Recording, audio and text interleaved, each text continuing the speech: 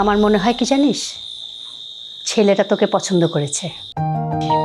কেউ যদি কাউকে পছন্দ করে সেটা কিন্তু বোঝা যায়।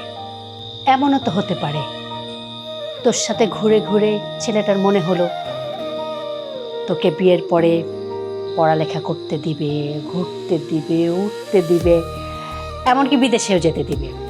তাহলে তো কোনো সমস্যা থাকলো না। আমার তো কত ইচ্ছে ছিল তোর মতো ঘুরবো, কিন্তু সেটা তোর হলো না।